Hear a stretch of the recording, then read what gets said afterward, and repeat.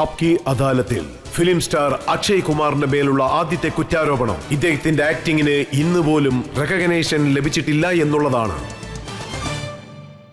അക്ഷയ്, താങ്കൾ തുടങ്ങുമ്പോൾ, അതായത് ഫിലിം കരിയർ തുടങ്ങുമ്പോൾ ഫിലിം സെറ്റിലുള്ള ഫർണിച്ചറും അതുപോലെ അക്ഷയ് കുമാറിനും യാതൊരു വ്യത്യാസവുമില്ല, രണ്ടും ഡെഡ് ആണെന്നാണ് പറയുന്നത്. അത് ശരിയാണ്. അത് വേറെ ആരും പറഞ്ഞതല്ല, അത് ഞാൻ തന്നെ പറഞ്ഞതാണ്. പിന്നെ ഇതൊരു വളരെ യാദൃശ്ചികമായ കാര്യമായിരുന്നു. ഞാൻ എങ്ങനെയോ ഫിലിം ഇൻഡസ്ട്രിയിൽ എത്തിപ്പെട്ടു. പിന്നെ ഞാൻ ഫിലിം ഇൻഡസ്ട്രിയിൽ ആദ്യമായിട്ട് ക്യാമറ ഫേസ് ചെയ്തിരുന്ന സമയത്ത്, അതായത് അന്നാണ് ഞാൻ ആദ്യമായിട്ട് ക്യാമറ കണ്ടത് തന്നെ. ക്യാമറ എങ്ങനെയാണ് ഉണ്ടാവുക എന്ന് ഞാൻ പഠിച്ചതെല്ലാം എൻ്റെ അനുഭവങ്ങളിൽ നിന്നാണ്. മഹേഷ് ഭട്ട് എന്താ പറഞ്ഞെന്ന് വെച്ചാൽ, ആക്ഷൻ വേണമെങ്കിൽ അക്ഷയ് കുമാറെ ഉപയോഗിച്ചുള്ളൂ, പക്ഷേ ആക്ടിംഗ് വേണമെങ്കിൽ അദ്ദേഹത്തെ ഉപയോഗിക്കാൻ പാടില്ലെന്ന്. അതെ, അത് അദ്ദേഹം പറഞ്ഞത് ശരി തന്നെയാണ്. കാരണം എനിക്ക് ആക്ടിങ്ങിനെ പറ്റി വലിയ അറിവൊന്നുമില്ല, അതൊരു സത്യം തന്നെയാണ്. 25 വർഷങ്ങൾ കഴിഞ്ഞിരിക്കുന്നു, 100 കണക്കിന് സിനിമകളും ചെയ്തു, ഇപ്പോഴെങ്കിലും മനസ്സിലായോ? ഇല്ല, എനിക്കിപ്പോഴും ഒരു വിധത്തിലും ഞാനൊരു നല്ല ആക്ടറാണെന്ന് തോന്നിയിട്ടില്ല.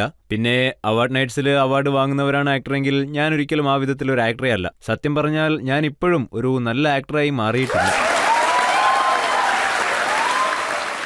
ക്രിറ്റിക്സും കൊടുക്കാറില്ല, അവാർഡും അതുപോലെ തന്നെ കൊടുക്കാറില്ല.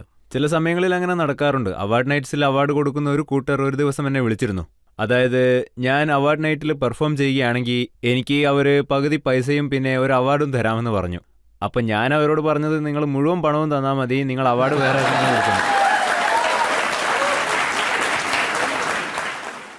എയർലിഫ്റ്റ് പോലുള്ള ഒരു സിനിമയ്ക്ക് താങ്കൾക്ക് അവാർഡ് ലഭിക്കാതിരുന്നപ്പോൾ സോഷ്യൽ മീഡിയയിൽ വലിയ ക്യാമ്പയിൻ നടന്നു. ഫാൻസൊക്കെ എന്താ പറഞ്ഞതെന്ന് വെച്ചാൽ അവാർഡ് സെയിലിന് വെച്ചിരിക്കുകയാണെന്ന്. സാർ നോക്കൂ, അവർ എന്തുകൊണ്ടാണ് അങ്ങനെ പറഞ്ഞതെന്ന് എനിക്ക് അറിയില്ല. എന്നിരുന്നാലും അത് അവരുടെ സ്നേഹമാണ് കാണിക്കുന്നത്, അവരുടെ വിശാല മനസ്കതയാണത്. അപ്പോഴും താങ്കൾക്ക് തോന്നിയില്ലേ കുറച്ച് വിട്ടുവീഴ്ച ചെയ്ത്? നോക്കൂ, എന്തെങ്കിലുമൊക്കെ കൊടുത്തിട്ടാണ് ഓഡിയൻസിനെ സമ്പാദിക്കേണ്ടതെങ്കിൽ അതൊരു നാണം കെട്ട കാര്യമാണ്. ഒരുപാട് തവണ അങ്ങനെ നടന്നിട്ടുണ്ട്. എനിക്കങ്ങനെ ചെയ്യാൻ പറ്റും, എനിക്കതിനുള്ള അവസരങ്ങളും കിട്ടിയിട്ടുണ്ട്. പക്ഷേ ഞാൻ അങ്ങനെ ചെയ്യാൻ ആഗ്രഹിക്കുന്നില്ല. അതായത് പണം കൊടുത്ത് അവാർഡ് ലഭിക്കേണ്ട ഒരു ചാൻസ് ഞാൻ പറഞ്ഞിരുന്നല്ലോ, ആ ഷോയിൽ പകുതി കാശ് വാങ്ങി പെർഫോം ചെയ്യുകയാണെങ്കിൽ അവാർഡ് കിട്ടുമെന്ന്. അപ്പൊ താങ്കൾ പെർഫോം ചെയ്ത് അവാർഡ് വാങ്ങാമായിരുന്നില്ലേ? അപ്പോൾ ഇത് ജഡ്ജ് മാഡം, ഇത് എന്നെ തെറ്റുപഠിപ്പിക്കുകയാണ്.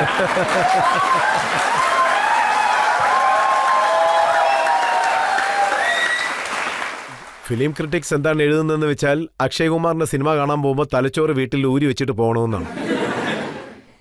അതെ, ഞാൻ ഫിലിം ഇൻഡസ്ട്രിയിലേക്ക് വന്ന് 25-26 വർഷം പിന്നിട്ടു. ഇതുപോലെ തന്നെ ഇനിയും ഒരു 26 വർഷവും കൂടി ചെയ്യുകയാണെങ്കിൽ എല്ലാം ശരിയാവുമെന്നാണ് എനിക്ക് തോന്നുന്നത്.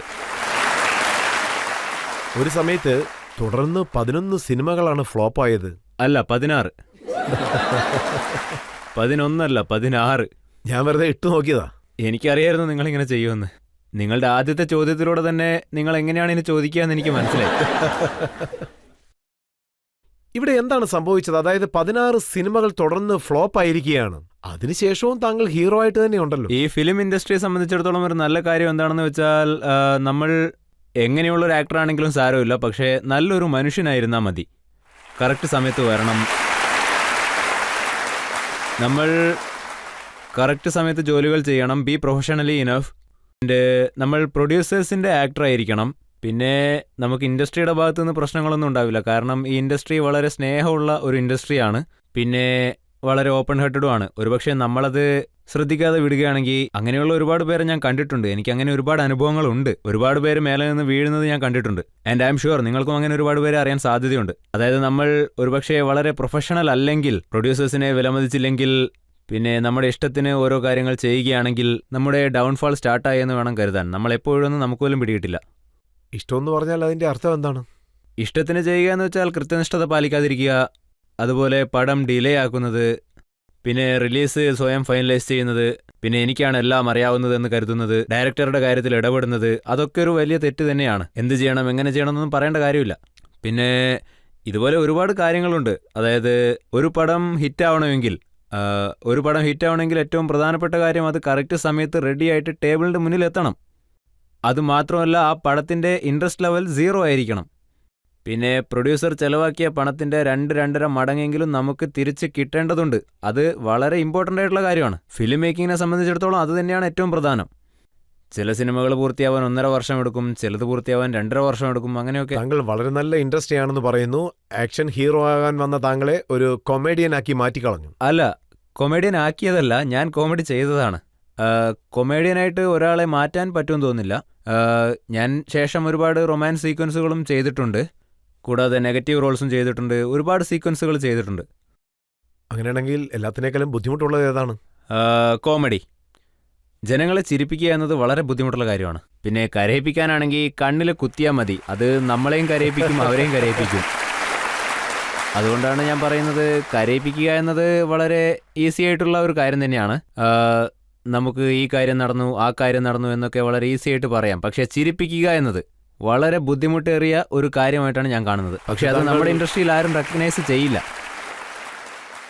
കോമഡി ചെയ്യുന്നവർക്ക് അവാർഡ് പോലും ലഭിക്കാറില്ല. അതെ, ഒരിക്കലും കിട്ടുന്നില്ല. അവരെപ്പറ്റി ആരും കെയർ ചെയ്യുന്നില്ല. പക്ഷേ ഞാൻ സത്യം പറഞ്ഞാൽ ഒരുപാട് പേരെ ഞാൻ കണ്ടിട്ടുണ്ട്, ഒരുപാട് പേരുമായിട്ട് സംസാരിച്ചിട്ടുമുണ്ട്, പല അച്ഛനമ്മമാരുമായിട്ട് സംസാരിച്ചിട്ടുണ്ട്. പലരും പറഞ്ഞു അവരുടെ മക്കൾ ഹെയർ അഫെയർ കണ്ടിട്ടാണ് ഭക്ഷണം കഴിക്കുക എന്ന്. ഒരുപക്ഷെ അവർക്ക് ഡൈജഷൻ നന്നായിട്ടാണ് വർക്ക് ചെയ്യുന്നതെങ്കിൽ പിന്നെ അവർക്കൊരു പ്രോബ്ലം ഉണ്ടാവില്ലല്ലോ.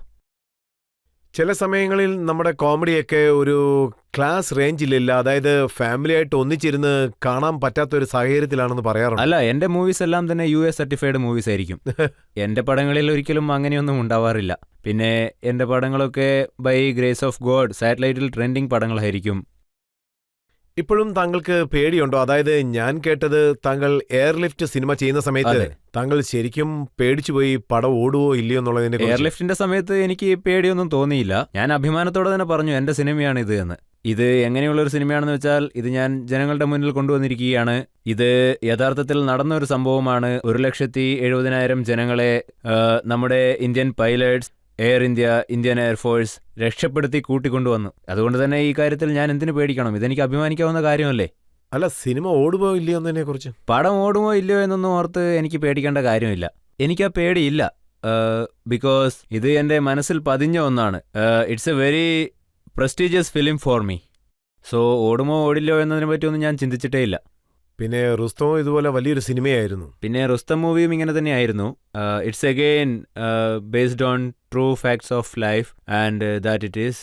പക്ഷെ ജനങ്ങൾ റിവാർഡ്സ് നൽകിയില്ലേ? 2 സിനിമകളും അവർ കണ്ടു. റിവാർഡ്സിനെ പറ്റിയൊന്നും എനിക്ക് ആശങ്കകളില്ല സർ. റിവാർഡ്സ് ഒക്കെ ഒരുപാട് കിട്ടാറുണ്ട്. പക്ഷെ താങ്കൾക്ക് ഇങ്ങനെ തോന്നിയിട്ടില്ലേ? 24 വർഷങ്ങളായിരിക്കുന്നു, 100 കണക്കിന് സിനിമകൾ ചെയ്തു. പക്ഷേ എന്നിരുന്നാലും ഫിലിം ക്രിട്ടിക്സിൽ താങ്കൾക്ക് ഇതുവരെ ഒരു നല്ല അവാർഡുകൾ ഒന്നുപോലും ലഭിച്ചില്ലെന്ന്. ഇല്ല, അതിനെക്കുറിച്ച് എനിക്ക് അങ്ങനെ തോന്നിയിട്ടില്ല. അതായത് ഇതൊന്നും അത്ര ആശങ്കപ്പെടേണ്ട കാര്യമാണെന്ന് എനിക്ക് അങ്ങനെയൊന്നും തോന്നിയിട്ടേ ഇല്ല സർ. ഞാൻ പറയുന്നത് സത്യമാണ് സർ. എനിക്ക് അതിനുവേണ്ടി മോറൽ ഡൗൺ ചെയ്യണം, ഞാൻ ഒരിക്കലും അതിനെപ്പറ്റിയൊന്നും ചിന്തിച്ചിട്ടേ ഇല്ല. എനിക്ക് തെറ്റുപറ്റി, എനിക്ക് അവാർഡ് കിട്ടുമായിരുന്നു എന്നൊന്നും ഞാൻ ചിന്തിച്ചിട്ടേ ഇല്ല. പക്ഷേ എനിക്ക് ഇടയ്ക്കിടയ്ക്ക് എൻ്റെ വൈഫിൻ്റെ അടുത്തുനിന്ന് ചീത്ത കേൾക്കാറുണ്ട്. അത് മാത്രമേ എന്നെ ബാധിക്കാറുള്ളൂ. പിന്നെ നിങ്ങൾ പറയുന്നതും വേറെ ആൾക്കാർ പറയുന്നതൊന്നും ഞാൻ കാര്യമാക്കാറില്ല.